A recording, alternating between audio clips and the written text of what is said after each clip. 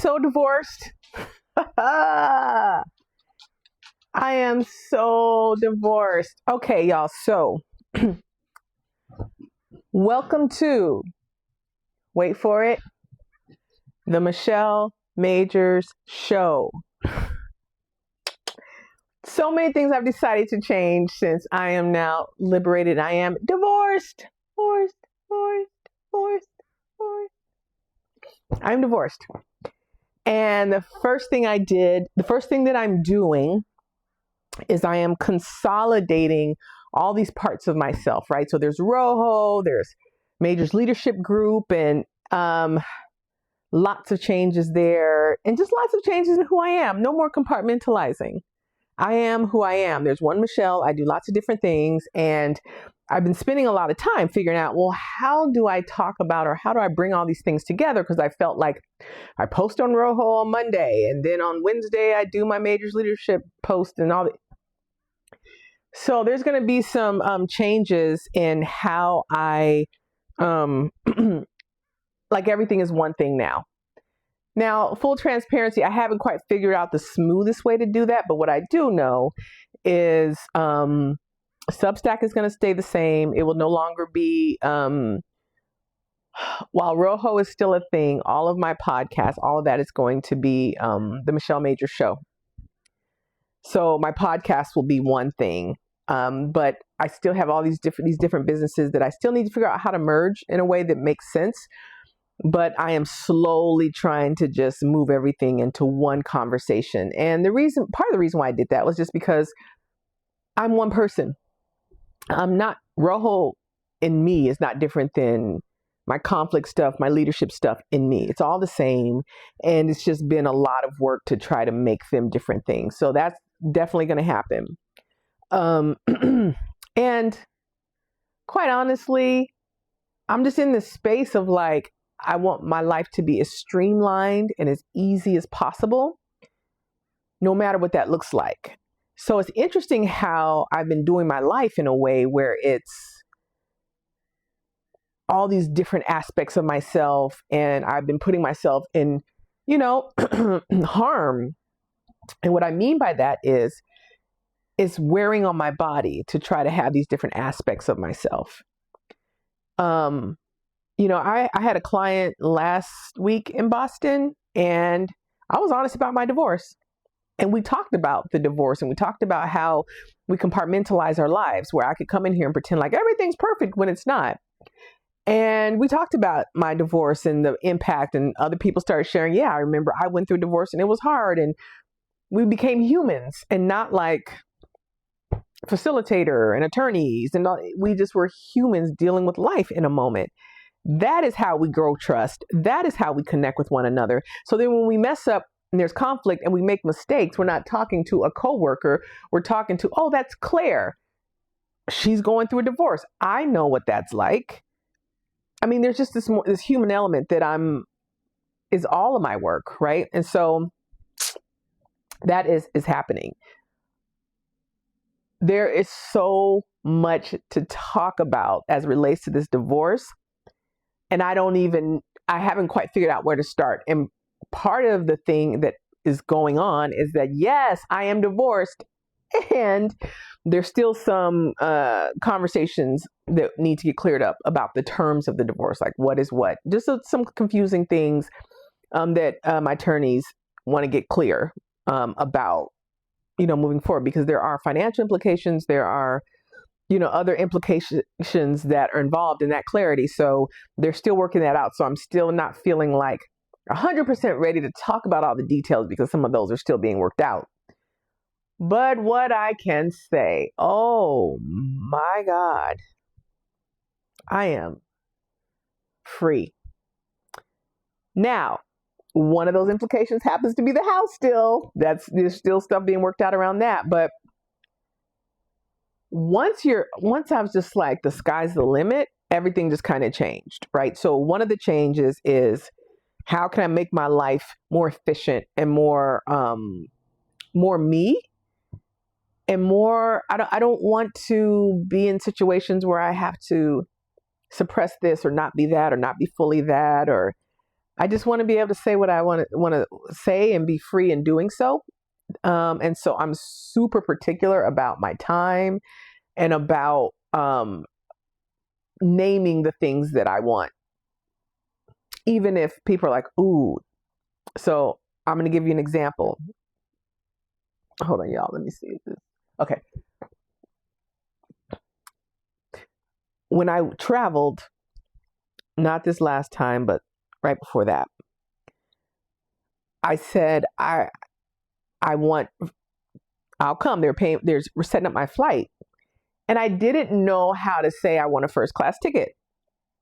And that was like a big deal. Like, I didn't want to sing. This is a nonprofit. I don't want all of the things in my head about that. And the reality is, since this past election, I've had 2 instances with people on planes where it's just not what I'm used to. I'll just say that, right? It wasn't like violent. There wasn't any physical harm done or anything like that. But I'm like, oh, that's different. So there's this emboldened kind of nastiness that people have. And I was like, it's less likely that happens in those 10 seats up there. Let's see, 2, 4, 6. Okay, yeah. In those 8 to 10 seats in first class. Doesn't happen. It's less likely. And that was part of the reason. But the other reason is, wait for it, I want to fly first class. When I fly from Seattle to the East Coast and I'm in a plane for 6 hours, I do not want that smaller seat. I want to sit down. I want to sit down first. And while I'm sitting, I want people to say, hey, you want some water while you wait? Like, I want those things.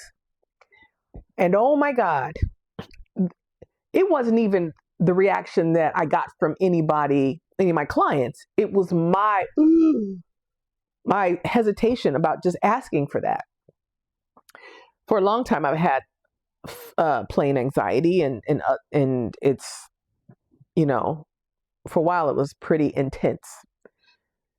And so when I'm sitting up front, when I'm sitting more comfortably, when I'm placed more comfortably, I just have less anxiety.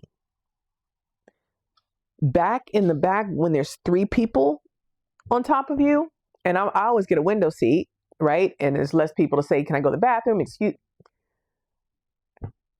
Now I'm like, because I want to, because that's the experience I want when I fly. And, people have all their things. We have so much stuff around people who ask for things that seem opulent or whatever. You'll get over it. People will get over it. People will get over it. And if you don't like that, then that's okay. I need to be okay with you being not okay with my choice or my decision, right? And I know that it's, so that's just an example. I'll just leave it there. That's just an example of how people will get over things. We conjure them up in our head as a thing. Do you know that people don't really care about or think about us that way? All my anxiety about, I have to post every day, every Monday at 3:00 because people are waiting their whole lives. They're waiting for me for my posts. Are you? Like, when 3:00 comes around on a Monday, are you like, where's Michelle's post? What the hell? It's insanity. It's the way that we obsess about ourselves is way over the top. So less obsession, more asking for what it is I want. If you don't like it, it's okay. So that's just an example of like me starting to be like, no, this is what I want. And I am going to start asking. The other thing that is coming up for me as I'm making this big transition into the Michelle Major show, right? The reality is we're all the star of our own show, right? Not in a way that's a negative way, but we all live in a this is my perception. I'm not speaking as a theorist here. My own personal theory is we're all the main character of our show around us. There's me, And then my ex was a character, my old boss was a character, my sister's a character. All of these characters are centered around us. So you're living your own show. As much as we don't really like to say, oh, it's the Michelle Major show. What other show am I going to star in? And why would I star in somebody else's show? Like, it is the Michelle Major show. It's the Susie show. It's the Kiana show. It's the Tori show. It's the show of people around us and or of ourselves, right? It's our show. And so it's about being responsible for that and really designing a show that is worthy of my humanity, of your humanity. And so, yeah, if I'm going to create the Michelle Major show, what is this show about? Is the show interesting? Does it bring life forward? Does it make people better? Or is it to some degree, it's a reality show, but is it some reality show that just sells tickets? The whole point is to get eyes and viewers, right? So that is part of why I named the show, or my new podcast, The Michelle Major Show. Also because I'm streamlining, and so my socials are going to be Michelle Majors, all the things, because all the different names is making things more cumbersome. So let me go back a little bit to my divorce, and then I'll come back. This divorce, again, I can't fully talk about it, but it was very hard because of the way the divorce happened. Now that I'm divorced, what I can say is he knows nothing about Rojo. My ex knows nothing about this place in Belize. Belize was always our dream. And while I filed for divorce in May of 2025, it is now June of 2026, okay? During the last year, it's been back and forth with, him filing things and doing things. He wants me out of the house and all of these other things that he was just doing. So there were things, so I was always vigilant of what I would say, because he had this attorney that would come back and forth, pop up as attorney of record. He'll hop in and be like, hey, I'm your attorney now. And we would be going down the track to get ready for a hearing. And then this attorney would pop in as, oh, I'm the attorney on record. So now my attorney has to now correspond with him instead of with my ex, right? And so they were just sloppy and haphazard and doing their thing. I don't know what their relationship was based on, but I do have a theory, and I got to wait till the end after this final part that we're working on finishes. But it was just really, really weird. And so because it was so weird, I couldn't tell about a whole place I had on the island. His attorney was a shark. He was so, oh my God, I cannot describe what a not good person he was, and not great attorney he was. He has prior suspensions from the bar. He's just it was bad. It was bad. So even in the questioning where, I was being cross-examined by him, he was just so like a liar to the 10th degree, just throwing stuff out of his mouth. So he would throw stuff out of his mouth in public record. And then we would say, here's the documents, here's the text messages, here's the proof that what you're saying is wrong. And he would never go back and say, clean it up or anything. He would just pivot to another lie. I've never seen somebody who was so unethical to the 10th degree of like complete disregard for truth, for honesty, for anything good. This guy, it was just bad. So because that was his attorney on and off, I couldn't say publicly. So all of the stuff on all of the people on my Rojo Substack channel are people that I handpicked, that I know. They're not just wide open to just anybody who wants to join, because I didn't know if he'd have his legal team friend in me and looking at all the stuff. Because there's a lot of stuff that I talk about in the divorce. There's a lot of stuff I talked about the island and my place of peace. There's a lot of stuff I'm talking about the new book that's coming out about it. So I was like, yeah, this is not going to be great. So it was a whole bunch of stuff that was going on, and now I don't have to worry so much about it. Home stretch, y'all, home stretch. Where we left off last time was we just had this trial. And I said, my attorney, he really did a number. I mean, you can't tell, he eviscerated my ex and his attorney. It was so bad. It was just, they were sloppy. They didn't know how to get their stuff right. And my attorney, he was crisp. He was clear. He was focused. His voice never went up. It never went down. He was steady. He asked questions, and he would set up my ex with these questions, and then boom, some big question where my ex would just fall into the trap every time, answer the question, and they would just look ridiculous, right?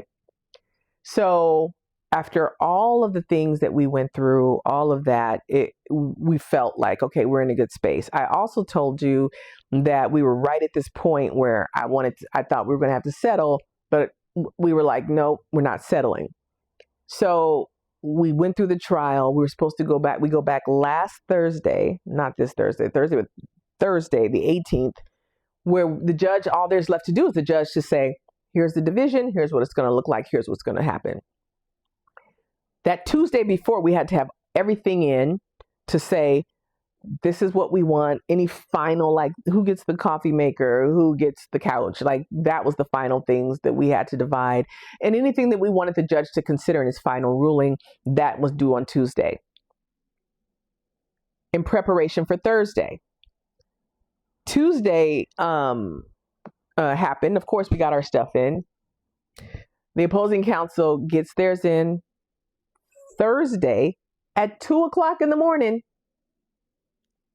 And he submits all of this junk, so many documents, so many this. And he did it that way. And this is the first time that I'm like, oh, this is not some Keystone Cop operation. This is strategy. He slipped back all of the things that we said that we had thrown out. He had slipped all that stuff right back in, all of that flurry of documents at the 11th hour. We're thinking, okay, well, I mean, is this judge going to accept this at 2:00 in the morning, the day of, when it was due on Tuesday? Is that going to, I can't say that he took it all in and made a decision on it. But what he did do is say, I can't give my final verdict today. I'm not prepared. There's a lot more here to think about and think through. So I can't give it today. Friday was Juneteenth, so didn't get a ruling then. Monday, this past Monday, almost a week ago, we got the ruling, and there were 2 documents attached. One was all the information about the terms and all the stuff, but the other one was the dissolution papers, like, you are officially divorced. And I can't tell you the relief I felt about being officially divorced. However, the terms were pretty like, wait, what happened? What is this? I was gutted. I was tired. And I told my attorney, I don't want to do anything else. Because he said, if we don't like what this judge says, we can always file what's called a motion for reconsideration. That means we got to go back and file some things and say, hey, look, now we want you to consider these things in this judgment. I was like, I'm not filing no motions. I'm not doing nothing. I don't want to. And of course, Damien, no one else. I can't wait till he's on my podcast, honey. Damien was like, I think we should. I really do think that we should file this motion. And he really just kind of convinced me, like, look, we already got this verdict. It's not going to get worse. And he's convinced that it's not a bad judging decision. It's a miscalculation. It's a mathing miscalculation. And he's, gave me a few, examples of why he thought that, and it made sense. And of course, Damien has never, not once, not ever failed us and led us wrong. So that is what, we're going to do that. So it's just going to take a minute. I don't know how long before we submit the motion for reconsideration to when the judge gets back and what that really gets back to us and what that means. But, we feel at this point, it's just the final step that we can do that is part of our process, right? It's part of the process that we have access to be able to make sure that we get the best bang for, the best end result. And we have fought a clean, strong fight the whole time. We're like, we might as well utilize whatever resource we have to make sure that we get the best decision at the end. And that's what we're going to do. And that's why we still can't, I'm not 100% done. So, I'm still going through it to some degree, but ask me if I care. Anyone? You? I don't. I care to the extent that, I would love the best outcome, but because I'm so settled and so happy and so free that this person I'm not in any way legally connected to this person. I'm not in any way, his decisions have nothing to do with me. That is why I'm like, wow. So that's it, right? That's it. And so, listen, y'all, what I can say is that this was one of the most life-altering decisions. This person was literally my greatest teacher. I mean, I've had some teachers that were like, I've learned some good lessons. But this person, when you stare in the face of somebody who just lies to, like, the sky's red. It looks blue. Oh, honey, come on. Blue. It's clearly red. I swear it looks blue. And I'm sitting here like, hold on, let me go check my little degree. It does say, okay, I do have some education. Okay. Let me make sure. No more sanity checks. No more asking busted, raggedy questions in my life. Well, what does he mean? What is that about? It was all about survival. Now the questions I'm asking is, okay, what do I want? Okay, yeah. What I want this time is to move way more light. I want to be more nimble on my feet. I want to be more free in the decisions that I make. I do not want to have to consider somebody else and what they're going to do, what they're going to not do, what they're going to, all of that. And I don't mind considering somebody else if this person has my best interest at heart. But I'm considering him because I have to stay ahead and counteract all of his actions, and because he will lie. It is not a question if, it is only when and about what. Narcissists. And here's the thing I can tell you. We got this house during the pandemic. I'm a business owner. He is not. So when it came time to, like, let's get this house, all he had to do was submit his W-2, some taxes, and a couple of bank statements. I had all this other stuff that I had to do, but I was getting ready to do it. In the process of doing that, the interest rate dropped from 2.75 interest rate to 3.25. And at that point, it was like, let's just move on this. Add me later. Let's move on this. We'll add me to the deed and the loan. We'll do all that later. Right now, we just need to lock this in. That was the reason why I fought for a year. Because he was like, this isn't her house. Look, her name's nowhere. She was never interested in getting this house. I got this house. My bank statement's my bank account. So I'm like, here's my bank statement. See, here's the text message where you said, go get this money out and give it to our real estate guy. And then here's the matching bank statement that shows that day the exact amount of money that you told me to get into the house. He put it in writing that everything that I had nothing to do with, everything. And then when we busted and said, well, here's the thing, then he goes, well, he changes the target, right? So it was about, well, we weren't in a committed relationship like that. We didn't even have sex that much. So now I have his attorney asking me, well, how many times did you have sex in the year? Did you consummate your marriage? All these personal questions, right? All of that because I said, let's just get the interest rate.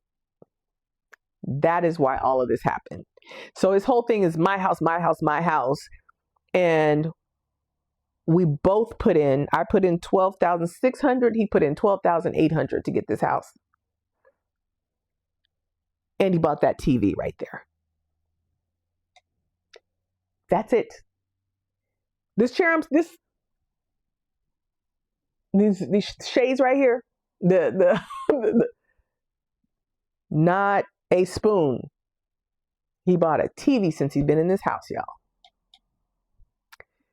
And he's saying, get out of my house. I want her out of my house. And you can get this and don't get that. And he bought that TV right there.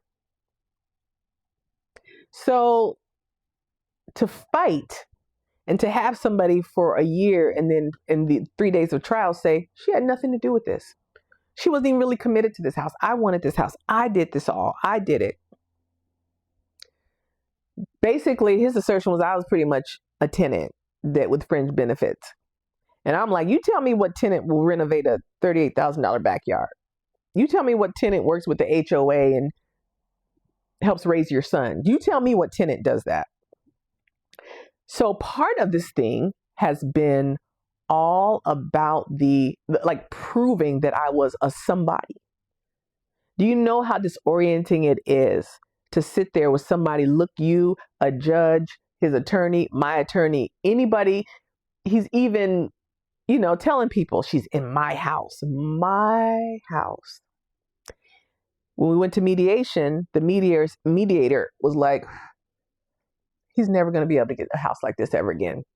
Because it was a lightning in a bottle situation. There was this window of time, just a short little opportunity where he had the income, he had the credit, and he had somebody to finance and underwrite all of it.